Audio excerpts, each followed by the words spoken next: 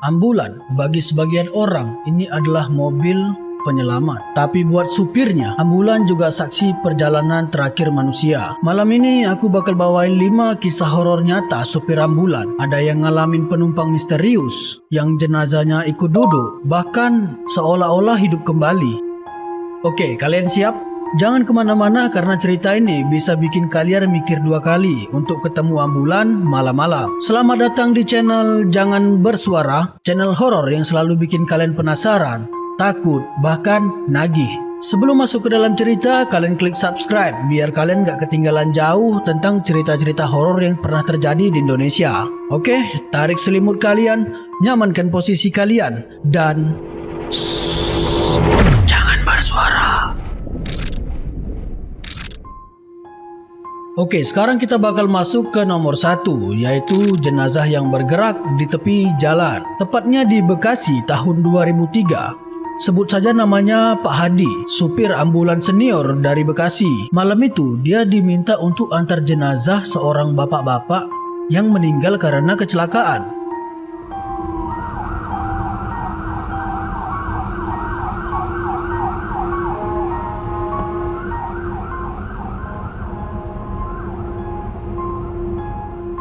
Perjalanan itu seharusnya memakan waktu sekitar hanya 30 menit. Tapi jalan kampung yang sepi itu bikin suasana makin mencekam. Awalnya ya biasa aja, cuman suara mesin dari mobil, suara derit roda. Tapi pas dilihat kaca spion bagian tengah, keranda di belakangnya itu goyang pelan. Jadi dia ngira itu karena mungkin jalannya jelek, namun guncangannya semakin kuat. Seperti ada orang yang di dalam mencoba untuk bangun. Jantungnya pun langsung berdetak kencang. Dia coba untuk turun untuk ngecek ke belakang.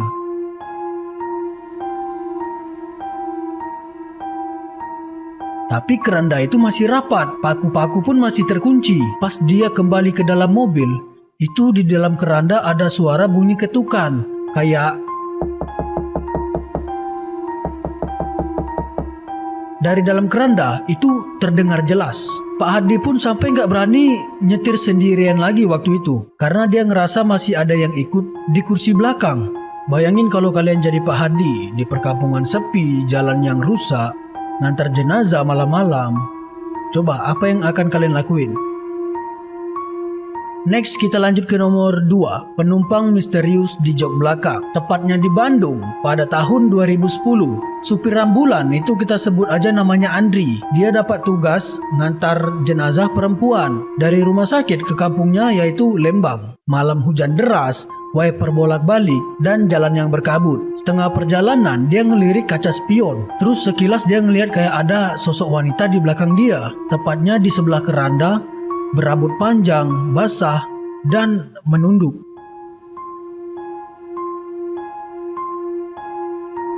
Dia pun kaget, harusnya itu cuma kursi kosong. Dia coba lihat sekali lagi, ternyata masih ada. Tapi pas dia ngecek buat memastikan untuk ketiga kalinya, itu sosok itu hilang.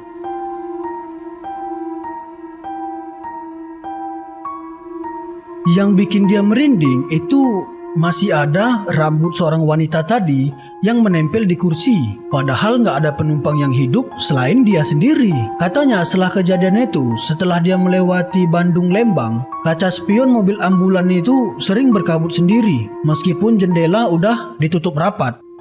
Next kita lanjut ke nomor 3, ambulan yang berhenti sendiri. Pada tahun 2014, tepatnya di Surabaya, sopir ambulan bernama Slamet diminta untuk antar jenazah melewati jembatan yang katanya angker. Tengah malam, mobilnya tiba-tiba mati tepat di tengah jalan. Mesin gak mau nyala, lampunya padam, bahkan power aki juga ikut mati.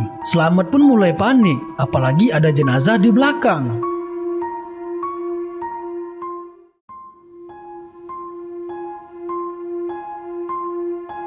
Dalam keheningan itu, dia jelas dengar suara laki-laki yang berat, seperti laki-laki tua berbisik dari bangku belakang, yang seolah-olah dia bilang, "Jangan lewat sini." Slamet merinding, dia keluar dan coba untuk mendorong mobil jenazah itu ke pinggir jalan.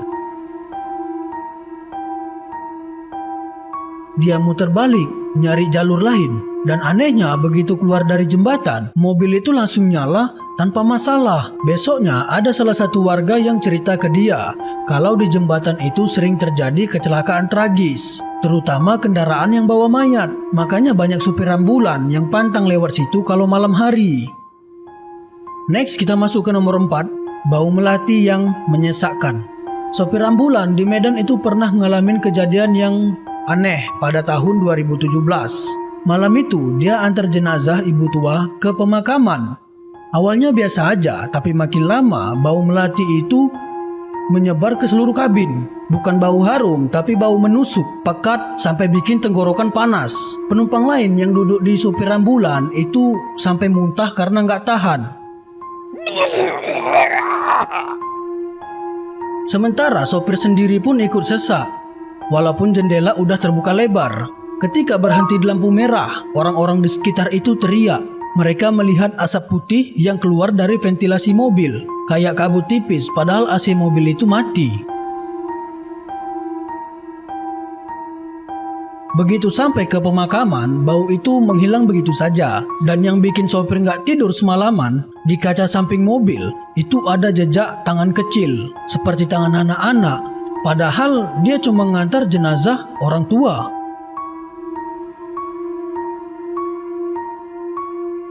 Next kita masuk ke nomor 5, jenazah hidup kembali. Kisah paling heboh di tahun 2021, tepatnya di Solo. Sopir ambulan bernama Andi diminta untuk ngantar jenazah pasien COVID-19 ke TPU khusus. Di tengah jalan tiba-tiba dia dengar suara batuk keras di dalam peti. Semua orang panik, sopir pun berhenti. Para medis ikut turun dengan protokol ketat. Mereka beranikan diri untuk buka peti itu sedikit. Pas dilihat, jenazah itu tetap kaku, nggak ada tanda-tanda kehidupan sama sekali. Tapi suara batuk itu masih terdengar. Kali ini seperti bergema di dalam mobil.